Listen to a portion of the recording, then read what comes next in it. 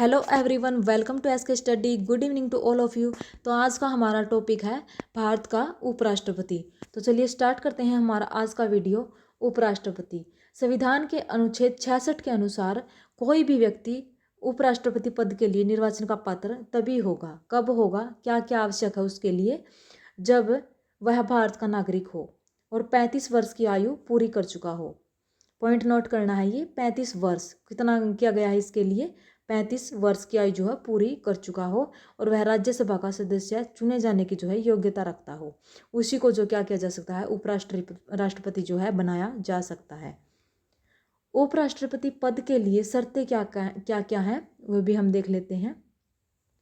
उपराष्ट्रपति पद के लिए निर्वाचित व्यक्ति संसद के किसी भी सदन का या किसी भी राज्य के विधानमंडल के किसी भी सदन का सदस्य नहीं होगा।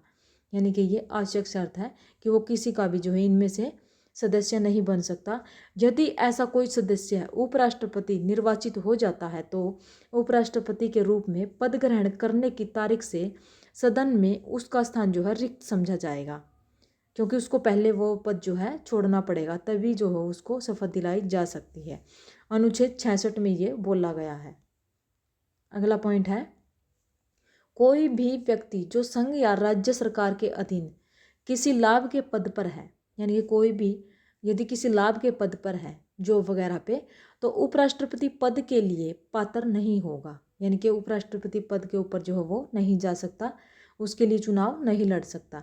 यदि ऐसा कोई व्यक्ति उपराष्ट्रपति पद के लिए उम्मीदवार होना चाहता है तो पहले उसे क्या करना पड़ेगा, अपना जो है पहले वाला जो पद है उससे त्यागपत्र देना होगा, तभी वह जो क्या कर सकता है, राष्ट्रपति पद पर जा सकता है। नेक्स्ट क्वेश्चन है, लेकिन यदि कोई व्यक्ति संघ या राष्ट्रपति, उपराष्ट्रपति, राज्य का राज्यपाल, संघ या राज्य का कोई भी मंत्री, तो उसे लाभ का पद धारण करने वाला नहीं माना जाएगा और वह उपराष्ट्रपति पद के उम्मीदवार के रूप में जो है पात्र रहेगा। ये बातें याद रखनी है। कौन कौन? राष्ट्रपति, उपराष्ट्रपति, राज्य का राज्यपाल और संघ या राज्य का कोई भी मंत्री, तो उसे लाभ का पद धारण करने वाला नहीं माना जाएगा। क्या नहीं माना जाएगा? कि वो कोई भी लाभ का पद जो है धारण नहीं कर सकता। अगला पॉइंट है हमारा, संविधान में ऐसा कोई उपबंध नहीं है, कैसा, जो उपराष्ट्रपति को पुनः चुने जाने से रोक सके। यानी कि ऐसी कोई भी नीति नहीं है अभी तक लागू संविधान में कि उपराष्ट्रपति को दोबारा से जो है चुने जाने से रोक सके। आगे कर लेते हैं उपराष्ट्रपति की पदावधि। फर्स्ट पॉइंट है, संविधान के अनुच्छेद 67 में कहा गया है, कौन से संविधान के उसमें कहा गया है, अनुच्छेद में 67 में, कौन से में, 67 में, कि उपराष्ट्रपति अपने पद ग्रहण करने की तारीख से 5 वर्ष, कितना, 5 वर्ष की अवधि तक पद पर बना रहेगा। यानी कि टाइम कितना है इसका, 5 वर्ष। कितना है, 5 वर्ष। लेकिन यदि वह चाहे तो इससे पूर्व भी त्यागपत्र जो है वो अपना दे सकता है, त्यागपत्र दे सकता है यदि उसको कोई प्रॉब्लम है तो। इससे पूर्व भी, यानी कि इससे पूर्व मतलब 5 साल से पूर्व भी इस तरह का पद जो है त्याग व स्वेच्छा से राष्ट्रपति को संबोधित करके क्या कर सकता है, हस्ताक्षर सहित लिखित त्यागपत्र जो है देकर ही कर सकता है। यानी कि उसको लिखित रूप में देना होगा, तभी उसको जो है त्यागपत्र मिल सकता है। नेक्स्ट पॉइंट है, अपने पद की 5 वर्ष की अवधि समाप्त हो जाने पर भी उपराष्ट्रपति तब तक अपने पद पर बना रहेगा, कब तक, जब तक कि नया उपराष्ट्रपति अपना पद धारण नहीं कर लेता। कब तक? जब तक नया उपराष्ट्रपति जो है वो अपना पद धारण नहीं कर लेता, तब तक जो है क्या है, वो अपने पद पर जो है बना रहेगा। आगे कर लेते हैं, उपराष्ट्रपति पद की जो है रिक्ति के टाइम पे क्या होता है, यानी कि जब पद खाली हो उपराष्ट्रपति का उस टाइम पे। फर्स्ट पॉइंट है, उपराष्ट्रपति का पद पर आसीन उपराष्ट्रपति की मृत्यु हो जाने पर, यदि किसी वजह से, किसी कारणवश जो है मृत्यु हो जाती है किसकी, उपराष्ट्रपति की, तो उसे त्यागपत्र दे दिए जाने से अथवा पदावधि समाप्त हो जाने पर या संसद द्वारा हटाए जाने से जो है रिक्त हो जाता है।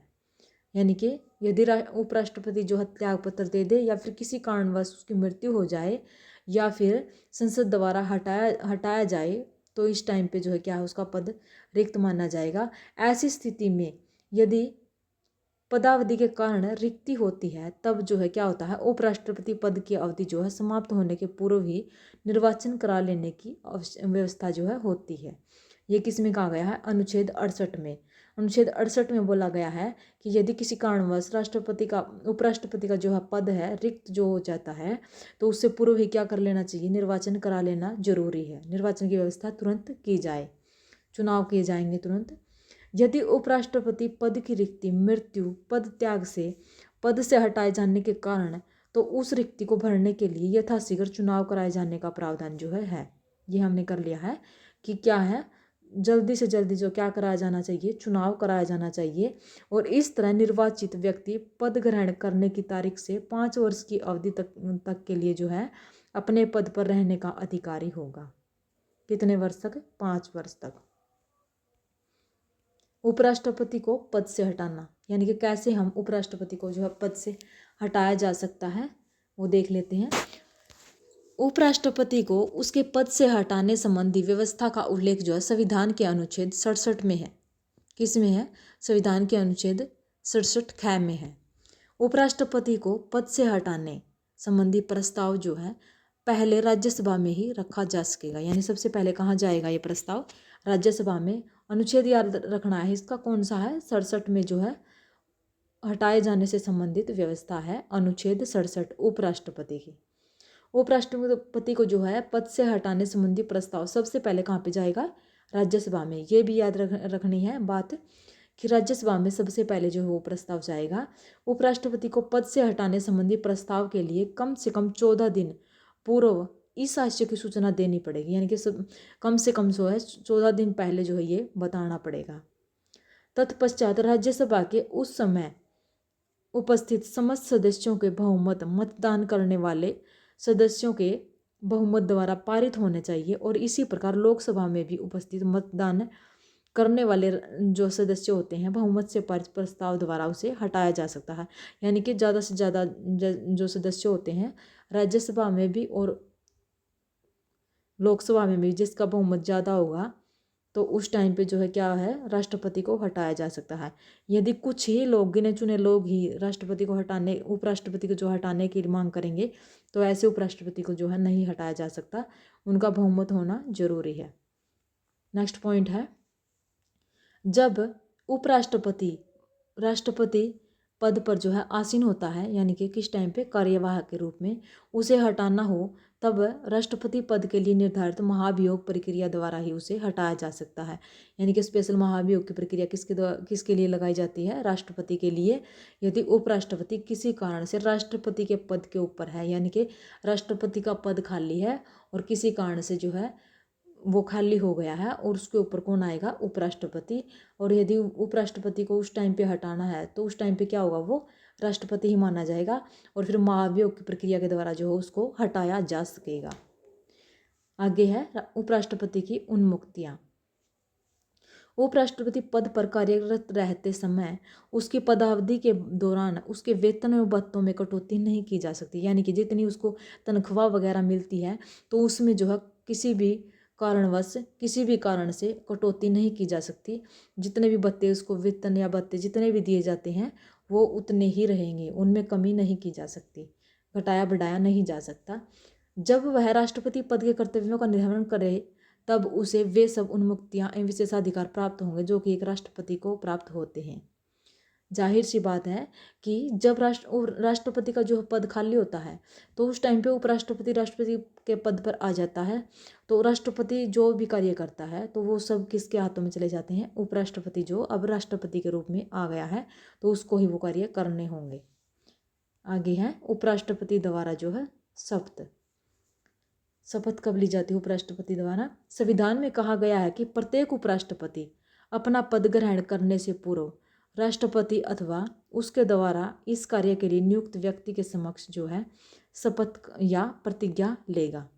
किसके द्वारा, राष्ट्रपति ने कोई एक व्यक्ति जो है उसके लिए नियुक्त कर रखा होगा जिसके सामने क्या करना पड़ेगा, उसको उपराष्ट्रपति को शपथ लेनी पड़ेगी। नेक्स्ट पॉइंट है, उपराष्ट्रपति के निर्वाचन के संबंध में यदि कोई विवाद होता है, यानी कि उसके निर्वाचन के संबंध में यदि कोई विवाद होता है तो उस संबंध में सुनवाई करने तथा निर्णय देने की अंतिम शक्ति किसके पास है? सर्वोच्च न्यायालय के पास है। यानी कि अंतिम फैसला कौन लेगा? सर्वोच्च न्यायालय। अनुच्छेद 71 में की गई है ये बात, अंतिम सुनवाई अनुच्छेद 71 में सर्वोच्च न्यायालय। ये अनुच्छेद याद रखना है, सर्वोच्च न्यायालय जो है अनुच्छेद 71। आगे है उपराष्ट्रपति के कार्य एवं शक्तियाँ। कार्य क्या क्या है और इसकी शक्तियाँ क्या क्या हैं? उपराष्ट्रपति के कार्य एवं शक्तियाँ जो हैं, भारतीय संविधान के अनुच्छेद 64 के अनुसार उपराष्ट्रपति राज्यसभा का पदेन सभापति माना जाता है। इस प्रकार उपराष्ट्रपति राज्यसभा का सभापतित्व करता है। अनुच्छेद 64 के अनुसार जो है राज्यसभा का पदेन सभापति कौन माना जाता है? उपराष्ट्रपति। इस नाते वह राज्यसभा में अनुशासन कायम रखता है और सदस्यों को बोलने भाषण देने की अनुमति प्रदान करता है। उसकी अनुमति के बिना कोई भी सदस्य सदन के सम्मुख भाषण नहीं दे सकता। यानी कि उपराष्ट्रपति ही उसको भाषण देने के लिए कहेगा, तभी वो जो भाषण दे सकता है। उसकी अनुमति के बिना कोई भी सदस्य जो भाषण नहीं दे सकता। वह सदन में विधेयकों पर बोलने के लिए सदस्यों को बुलाता है। बहस समाप्त होने पर मतदान करवाता है।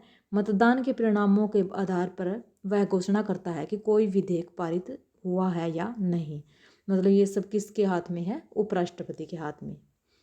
नेक्स्ट है, किसी विधेयक पर बराबर मत करने की स्थिति में उसे निर्णायक मत देने का जो अधिकार प्राप्त है। जब विधेयक राज्यसभा द्वारा पारित कर दिए जाते हैं तब विधेयकों पर उसके हस्ताक्षर अनिवार्य हैं। यानी कि राज्यसभा ने यदि विधेयक पारित कर दिए हैं तो उसके ऊपर जो है हस्ताक्षर जो है अनिवार्य हैं उपराष्ट्रपति के। सदन के सभापति के रूप में वह सदन के सदस्यों को विशेषाधिकारों की जो है रक्षा भी करता है। संविधान के अनुच्छेद 65 में क्या कहा गया है? अनुच्छेद 65 में जब राष्ट्रपति की मृत्यु हो जाए, वह पद त्याग दे अथवा महाभियोग द्वारा हटाया जाए, कौन? राष्ट्रपति बीमार पड़ जाए तो देश में अनुपस्थित हो तो ऐसी स्थिति में क्या होता है? उसके स्थान पर जो है उपराष्ट्रपति आ जाता है, कार्य वही करता है उसके को। इसमें कहा गया अनुच्छेद 65 में जब वह राष्ट्रपति के रूप में कार्य करता है तो उसे वे सभी शक्तियाँ प्राप्त होती हैं जो किसी राष्ट्रपति को प्राप्त हों। किसको? किसी राष्ट्रपति को प्राप्त हों वो शक्तियाँ जो सारी उपराष्ट्रपति को प्राप्त होती हैं। ये हमने ऊपर कर लिया है। नेक्स्ट है, इस अवधि के दौरान वह राज्यसभा का सभापतित्व नहीं करेगा, न ही वह सभापति की हैसियत से वेतन प्राप्त करेगा। क्यों नहीं करेगा? क्योंकि वो अब उपराष्ट्रपति के पद पर नहीं है। यदि वह राष्ट्रपति के पद पर आ जाता है तो वह राज्यसभा का जो सभापतित्व नहीं होगा और जो है वह ना ही सभापति की हैसियत से जो है वेतन प्राप्त करेगा, यानी ना उसको तनख्वाह वगैरह मिलेगी सभापति की हैसियत से। इस स्थिति में उसे वे सब वेतन भत्ते विशेषाधिकार दिए जाएंगे जो कि राष्ट्रपति को दिए जाते हैं। कौन से? जो कि राष्ट्रपति को दिए जाते हैं वो सब उसको दिए जाएंगे। किसको? उपराष्ट्रपति को। Okay friends, thank you, bye bye, take care.